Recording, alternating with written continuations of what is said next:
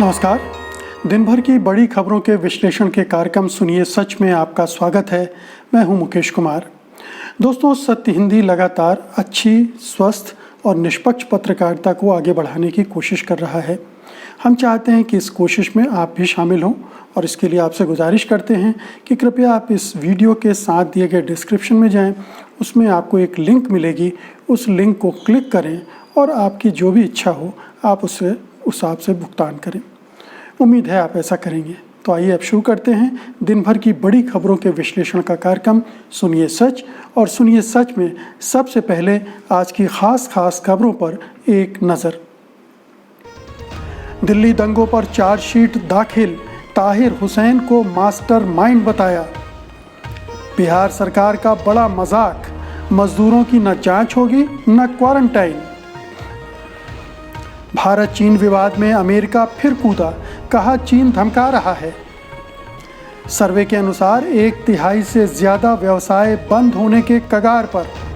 Moody's की rating में भारत और नीचे लुढ़का, सरकार पर बरसे राहुल।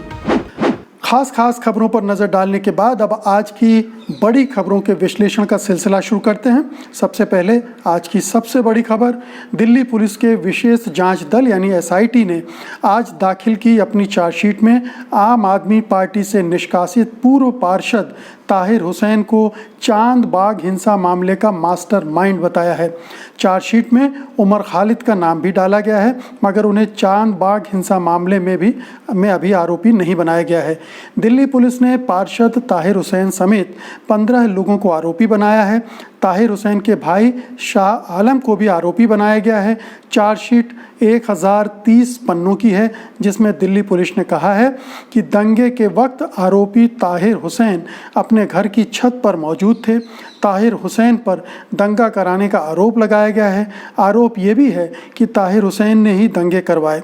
क्राइम ब्रांच के अनुसार जांच के दौरान पता चला कि दंगा कराने के लिए आरोपी ताहिर हुसैन ने 1,30,00,000 रुपए भी खर्च किए। ताहिर हुसैन दिल्ली हिंसा के करीब 10 अलग अलग मामलों में आरोपी बनाए गए हैं। इसमें से एक मामला IB अधिकारी अंकित शर्मा हत्याकांड का भी है। आरोपी ताहिर हुसैन के खिलाफ 4 आगजनी मामले में ये पहली चार्जशीट दाखिल हो रही है। तो मित्रों, ये चार्जशीट है, दिल्ली पुलिस की चार्जशीट है SIT की। और आप तो जानते हैं कि दिल्ली पुलिस ने पिछले 3-4 महीनों में किस तरह से तहकीकात की है। फरवरी में दंगे हुए थे और तब से जिस तरह से उसने पकड़ धकड़ की है, एक ख़ास समुदाय के लोगों को ज़्यादा टारगेट किया गया है और ये बहुत खुलकर सामने आया। तो चार्जशीट पर तो खैर अदालत अपना नज़रिया तय करेगी, उसमें कितने तथ्य कथ्य हैं वो उसकी जांच वो करेगी। लेकिन जो दिल्ली पुलिस की जांच को लेकर बहुत सारे सवाल उठे हैं, जाहिर है कि ये चार्जशीट भी उससे जुड़ती है। ताहिर हुसैन को लेकर भी बहुत सारे किंतु परंतु हैं, क्योंकि ऐसे भी तथ्य सामने आए हैं जिनके हिसाब से ताहिर हुसैन ने खुद को बचाने के लिए बार बार पुलिस अधिकारियों को फ़ोन किए थे, उनको निकाला भी गया था। तो ये हो सकता है कि ताहिर हुसैन को फ्रेम किया गया हो इस पूरी चार्जशीट में। दिल्ली पुलिस का पूरा एक एजेंडा बहुत खुलकर सामने आ चुका है कि वो ख़ास तौर पर एक समुदाय के लोगों को ही दिल्ली दंगे का दोषी मानकर चल रही है। उन्हीं को ज़्यादा गिरफ्तार किया जा रहा है, जिनकी दंगे भड़काने में भूमिका रही, जैसे कपिल मिश्रा, जिन्होंने भड़काऊ बयान दिए, उनके खिलाफ कोई FIR नहीं। और जो लोग उत्तर प्रदेश से भर के लाए थे दंगों के लिए लोग, उनके बारे में भी कुछ अता पता नहीं। तो ये पूरी चार्जशीट एक कहना चाहिए कि दुराग्रह से पीड़ित हो सकती है, कुछ राजनीतिक एजेंडा से प्रेरित हो सकती है। अब ये अदालत में है, अदालत इस पर अपने हिसाब से जांच परख करेगी, पूछताछ करेगी, गवाह सबूत देखेंगे, उसके बाद आगे बढ़ेंगे। लेकिन ये पूरी कार्रवाई चूँकि शुरू से संदेहों को घेरे में रही है, इसलिए ये चार्जशीट भी और चार्जशीट में जो कुछ कहा गया है वो भी बहुत ज़्यादा प्रश्नांकित है, सवालों में घिरी हुई है, संदेहों में घिरी हुई है। अगली खबर लेने से पहले मैं आपसे एक बार फिर से गुजारिश करूंगा कि कृपया इस वीडियो के साथ दिए गए डिस्क्रिप्शन में जाएं। उसमें एक लिंक दी गई है, उसको क्लिक कर आप जो भी चाहते हैं, जितनी भी रकम चाहते हैं, उसका भुगतान करें। तो आइए अब अगली खबर लेते हैं। ऐसे समय में जब बिहार में कोरोना का संक्रमण तेजी से फैल रहा है और कहा जा रहा है कि आने वाले दिनों में राज्य कोरोना का नया केंद्र बन सकता है, एपिसेंटर बन सकता है, तो राज्य सरकार का कहना है कि देश के अन्य राज्यों से बिहार लौट रहे लोगों का ना ही पंजीकरण किया जाएगा और ना ही उन्हें क्वारंटीन किया जाएगा। इंडियन एक्सप्रेस की रिपोर्ट के मुताबिक सोमवार तक बिहार लौटे लोगों का पंजीकरण किया गया है और उन्हें 5,000 से अधिक केंद्रों में क्वारंटीन किया गया है। यहाँ पहले से ही लगभग 13 लाख प्रवासी मजदूर हैं। इन केंद्रों को 15 जून के बाद से बंद कर दिया जाएगा। रेलवे स्टेशनों पर थर्मल स्क्रीनिंग भी बंद कर दी जाएगी, लेकिन हर स्टेशन पर एक मेडिकल डेस्क होगी ताकि जिनकी तबीयत ठीक नहीं है उनका स्टेशन पर ही इलाज किया जा सके। राज्य सरकार का ये फैसला ऐसे समय आया है जब बिहार लौट रहे कई प्रवासी मजदूर कोरोना पॉजिटिव पाए गए हैं। राज्य में कोरोना के 3,872 पॉजिटिव मामलों में से 2,743 लोग प्रवासी हैं जो 3 मई के बाद लौटे हैं। बिहार आपदा प्रबंधन प्राधिकार के प्रमुख सचिव प्रत्यय अमृत ने इंडियन एक्सप्रेस से कहा, हम 30 लाख लोगों को दूसरे राज्यों से ले आए हैं। यह अब तक का सबसे बड़ा बचाव कार्य है। हम रजिस्ट्रेशन सोमवार के बाद बंद कर देंगे क्योंकि अधिकतम लोग आ चुके हैं। बिहार के उप मुख्यमंत्री सुशील मोदी का कहना है कि विदेशी विशेषज्ञों ने कहा है कि घर पर ही क्वारंटाइन करना सबसे अच्छा है। विपक्षी पार्टियों ने राज्य सरकार के इस फैसले की आलोचना की है। राज्य में विपक्षी पार्टी के नेता तेजस्वी यादव ने कहा, जब लोग कोरोना और भूख से मर रहे हैं और अभी भी पैदल ही घर लौट रहे हैं तो एनडीए बिहार चुनाव के बारे में सोच रहा है। भाजपा 9 जून को डिजिटल रैली करने की योजना बना रही है। इससे राज्य सरकार की असंवेदनशीलता का पता चलता है और जिस तरह से कोरोना के क्वारंटाइन और रजिस्ट्रेशन को रद्द किया गया है वो भी पता चलता है उससे कि बिहार सरकार अपना पल्ला झाड़ रही है। ऑल इंडिया कांग्रेस समिति के सचिव चंदन यादव ने कहा, ऐसे समय में जब संक्रमण चरम पर है, कोरोना के संदर्भ में खतरनाक क्षेत्रों से आ रहे लोगों के लिए इन क्वारंटीन केंद्रों को चलाने की ज़रूरत थी। अपने अपने राज्य लौट रहे लोग यहाँ रहने वाली आबादी में घुल मिल जाएंगे जिससे संक्रमण बढ़ने का खतरा और बढ़ेगा। तो ये बड़ी ही विचित्र स्थिति है। बिहार सरकार पता नहीं किन आधारों पर किस तरह से ये तय कर रही है। क्या केंद्र सरकार और ICMR ने जो पैरामीटर्स दिए हैं, जो नियम निर्देश दिए हैं, क्या उनका वो पालन कर रही है? इस पैमाने पर अभी भी लाखों मजदूर लौट रहे हैं बिहार की तरफ। उनका न क्वारंटाइन, न रजिस्ट्रेशन, न जांच, न परख। और जब ये लोग घर जाएंगे, गांव जाएंगे, तो जाहिर है कि उन जगहों पर भी बड़े पैमाने पर अगर ये संक्रमित लोग हुए, और जिसकी संभावना है क्योंकि ज़्यादातर दिल्ली और मुंबई से आ रहे हैं जहाँ बड़े पैमाने पर संक्रमण फैला हुआ है, तो बड़ा खतरनाक स्थिति होगी। पता नहीं बिहार सरकार ये इस बात पर विचार कर रही है कि नहीं किया है उसने, या वो केवल पल्ला झाड़ रही है, या अपने जो व्यवस्थाएं उसके पास नहीं हैं। सभी जानते हैं कि बिहार की जो स्वास्थ्य तंत्र है वो बिल्कुल चौपट है। बिहार सरकार कुछ कर नहीं पा रही है।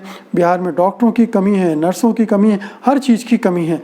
तो कहीं ऐसा तो नहीं है कि बिहार सरकार पल्ला झाड़ने की कोशिश कर रही है कि जो हो सो हो, देखा जाएगा, अभी आधे लोग मजदूरों को, हम इतने लोगों को संभाल नहीं पा रहे हैं, तो उसने अपना पल्ला झाड़ लिया। लेकिन ये पल्ला झाड़ने की जो हरकत है वो पूरे बिहार प्रदेश के निवासियों के लिए बहुत बड़ा खतरा बन सकती है, बहुत बड़ा संकट बन सकता है। और अगर बड़े पैमाने पर वहाँ ये कोरोना फैलता है तो उससे लड़ने के लिए जो व्यवस्था चाहिए वो राज्य सरकार के पास नहीं है। तो एक खतरनाक महामारी को न्योता दिया जा रहा है बिहार सरकार द्वारा। नीतीश बाबू का सुशासन पता नहीं क्या सोचकर इस तरह के निर्णय ले रहा है। अगली खबर का रुख करते हैं। अमेरिकी विदेश मंत्री माइक पॉम्पियो के बाद अब अमेरिका में विदेश मामलों की हाउस कमेटी के चेयरमैन एलियट एंगल ने भी चीन के रवैये को आक्रामक बताया है और उससे कूटनीति के इस्तेमाल की बात की है। एंगल ने कहा कि वह भारत और चीन के बीच वास्तविक नियंत्रण रेखा पर चीन की आक्रामकता से चिंतित है। उन्होंने कहा, चीन एक बार फिर से अपने पड़ोसियों के साथ अंतर्राष्ट्रीय कानून के नियमों का पालन नहीं कर रहा है, संघर्षों को सुलझाने के बजाय धमका रहा है। उन्होंने कहा कि सभी देशों को एक से नियमों का पालन करना चाहिए ताकि हम ऐसी दुनिया में न रहें जहां सिर्फ ताकत के फैसले किए जाते हैं। मैं चीन से अपील करता हूं कि नियमों का पालन करे और भारत के साथ सीमा के सवाल सुलझाने के लिए कूटनीति और मौजूदा तरीकों का इस्तेमाल करे। अब देखिए कितनी मज़ेदार बात है, ये समझाइश, ये नसीहत अमेरिका की तरफ से आ रही, जो दुनिया भर में आक्रमण करता रहा है, दखलंदाजी करता रहा है, हमले करता रहा है, सरकारों को उलटने पलटने के खेल में लगा रहा है, वो चीन को बता रहा है आक्रामक है। चीन की आक्रामकता देखी जा रही है, चीन आक्रामक कार्रवाई कर रहा है। लेकिन ये जो अमेरिकी सक्रियता है चीन और भारत की इस सीमा विवाद के मामले में, उसके प्रयोजन और उसके उद्देश्य दूसरे हैं। वो चीन से अपनी लड़ाई लड़ रहा है, उसमें भारत का इस्तेमाल करना चाहता है, सीमा विवाद का इस्तेमाल करना चाहता है। ट्रंप प्रशासन चीन से खफा है, चीन के खिलाफ मोर्चा खुले हुए हैं, तो वो चीन को भारत की कंधे पर रख कर बंदूक चला रहे हैं चीन की तरफ, ये कोशिश की जा रही है। उम्मीद है कि भारतीय विदेश नीति के जो नीति निर्धारक लोग हैं वो इन दांव पेचों को समझते ही होंगे, इन हथकंडों को समझते होंगे, और ये जो अमेरिकी जाल है उसमें नहीं फंसेंगे। चीन के साथ डिप्लोमेटिक तरीके से निपटना हमारे डिप्लोमेट्स को आता है, कूटनीतिज्ञों को आता है, कूटनीतिज्ञों को, और वो अपनी तरफ से प्रयास कर भी रहे होंगे। और उम्मीद करनी चाहिए कि टकराव के बजाय हमें इसी रास्तों से शांति मिलेगी। उधर रूस ने कहा है कि वो भारत चीन सीमा विवाद से चिंतित है। उसने विश्वास जताया कि भारतीय और चीनी दोस्त आपस में रास्ता निकाल लेंगे, हम उनको प्रोत्साहित करने का हर संभव प्रयास करेंगे। अब एक ये दूसरा नज़रिया रूस का है, जो भारत का पुराना टेस्टेड फ्रेंड रहा है, मित्र रहा है। उसने बिल्कुल अलग ढंग से, कोई दखलंदाजी नहीं, दोनों से दोस्ती के लिए कोशिश करने को कहा है, और दोनों को वो पीठ पीछे हाथ रखकर आगे बढ़ा सकता है। तो ये जो दोस्त, सच्चे दोस्त होते हैं, वो इस तरह से मदद करते हैं, और जो अमेरिका जैसे मतलब परस्त दोस्त होते हैं, अपने स्वार्थों के लिए इस्तेमाल करना चाहते हैं, वो भड़काने वाली कार्रवाई करते हैं, जैसे अभी वो चीन को भड़काने की, उकसाने की कोशिश कर रहे हैं। और जाहिर है कि जितना चीन को वो उकसाएगा उतना सीमा विवाद और उलझेगा, क्योंकि उससे ये भी जाहिर होता है कि भारत जो है अमेरिका के साथ मिला हुआ है, अमेरिका भारत का समर्थन कर रहा है, सहयोग कर रहा है, और इससे एक ये मैसेज जाता है कि ये दोनों देश एक साथ गुटबंदी कर चुके हैं, हाथ मिला चुके हैं, और उससे चीन का रवैया जो है और कठोर होता जाता है। तो ये कूटनीति के दांव पेच हैं, जिसमें गुटबंदी और एक दूसरे का इस्तेमाल करना, ये सब होता है।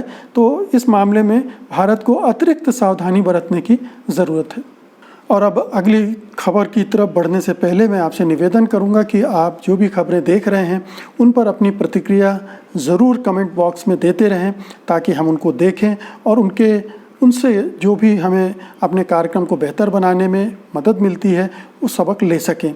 मैं खुद चूँकि उनको देखता हूँ और रिएक्ट भी करता हूँ, इसलिए उम्मीद करता हूँ कि आप ये काम ज़रूर करेंगे। आगे बढ़ते हैं। 1/3 से ज़्यादा स्वरोजगार लघु और मध्यम व्यवसाय अब रिकवरी की स्थिति में नहीं हैं, ये बंद होने के कगार पर हैं। ऑल इंडिया मैन्युफैक्चरर्स एसोसिएशन के 9 अन्य उद्योग संगठनों के साथ मिलकर कराए गए सर्वे में ये बात सामने आई है। सर्वे कहता है कि MSME के 35% और स्वरोजगार के करने वाले 37% लोगों का कहना है कि उनका व्यवसाय अब फिर से जिंदा नहीं किया जा सकता, यानी अब वो फिर से खड़ा नहीं हो सकता।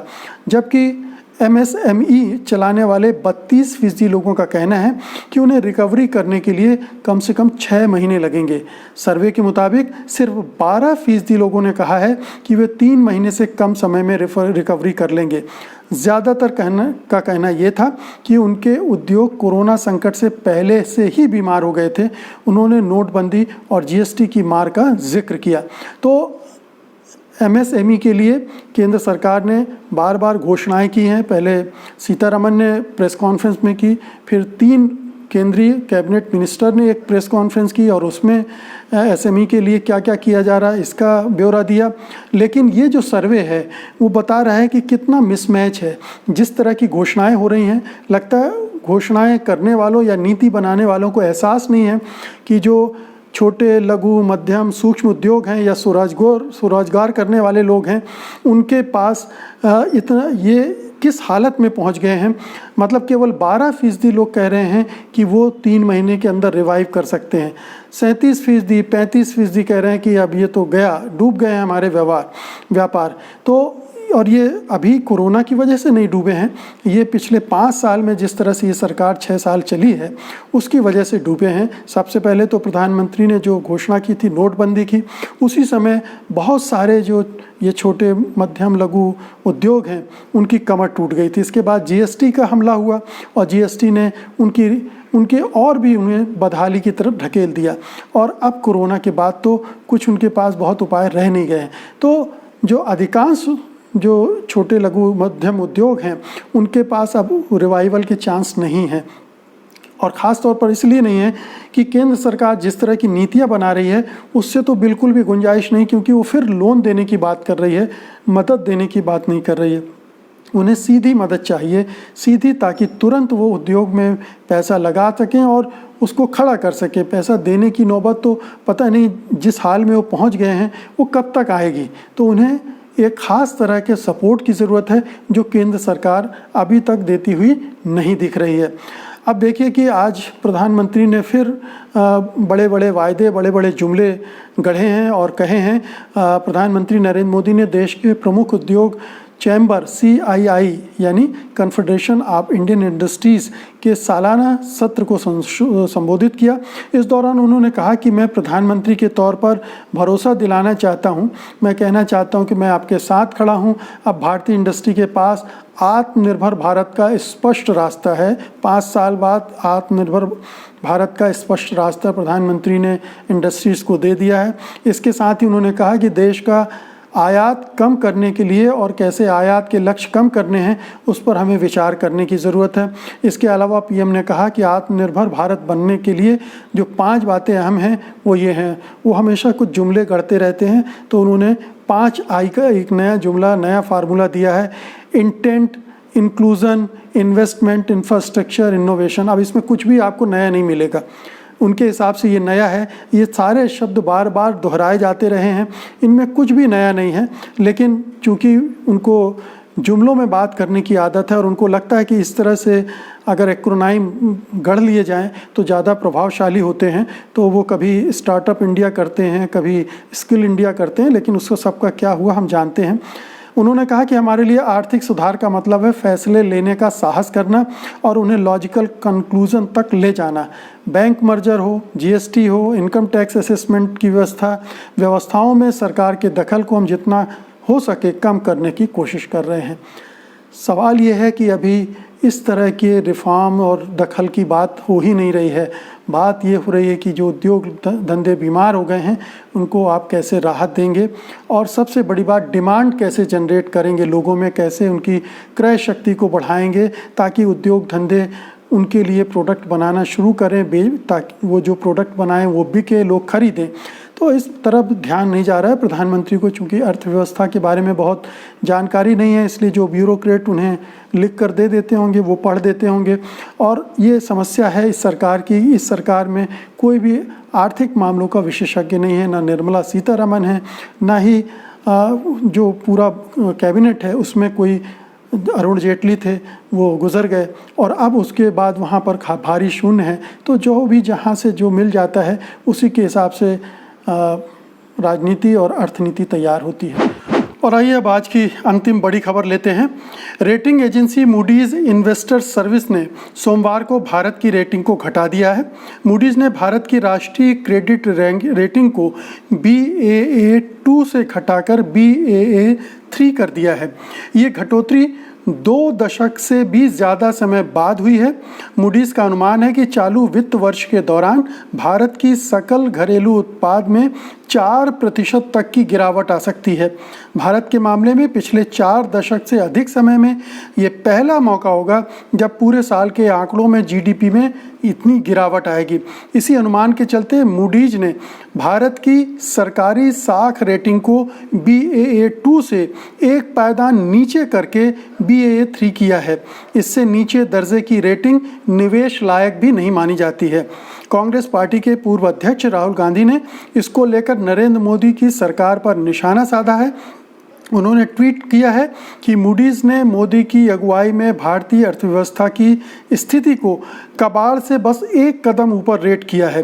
गरीबों और एमएसएमई क्षेत्र को मदद के अभाव का मतलब ये है कि आगे हालात और भी ज़्यादा ख़राब होने वाले हैं।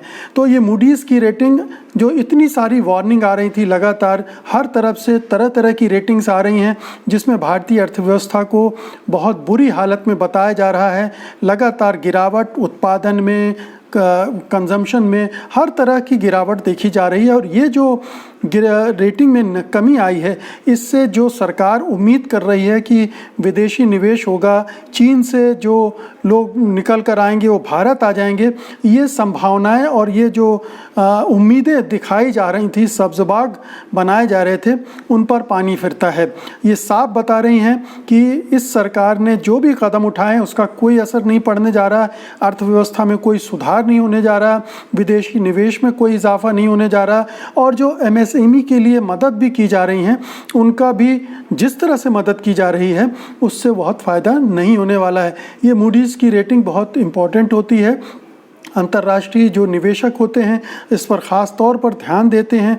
इस रेटिंग को देखते हुए वे तय करते हैं कि किस देश में कहाँ निवेश करना चाहिए और कहाँ नहीं करना चाहिए। ये रेटिंग जो अभी Baa3 में आई है, इसके बाद जब आप उसके नीचे जाते हैं और जिसकी आशंका अब बढ़ गई है कि अगली जब रेटिंग आएगी तो हो सकता है हम वहाँ पर हों, तो उसके बाद तो फिर हम कबाड़ में आ जाते हैं। मतलब हमारे यहाँ निवेश की 1% भी गुंजाइश नहीं रह जाएगी। तो जो नोटबंदी के दौर से शुरू हुआ था वो कोरोना के दौर तक आते आते अर्थव्यवस्था पूरी तरह तबाह हो गई है, पूरी तरह चौपट हो गई है। इसकी ये वार्निंग बेल है। पता नहीं मोदी सरकार इसे सुन पाएगी या नहीं सुन पाएगी। बहरहाल मित्रों, ये थी आज की बड़ी खबरों का विश्लेषण, और कल हम फिर बड़ी खबरों को विश्लेषण के साथ आएंगे। सुनिए सच लेकर। उम्मीद है कि कल आपसे फिर मुलाकात होगी। लेकिन जाने से पहले आपसे कह दूं कि इस वीडियो को लाइक ज़रूर कीजिएगा, शेयर ज़रूर कीजिएगा और इस चैनल को सब्सक्राइब भी कीजिएगा। बहुत बहुत शुक्रिया आपका, आपने इस कार्यक्रम को देखा। धन्यवाद आपका। नमस्कार। सत्य हिंदी के और वीडियोस को देखने के लिए हमारे YouTube चैनल को सब्सक्राइब करें और सीधे नोटिफिकेशन पाने के लिए बेल आइकन दबाएं।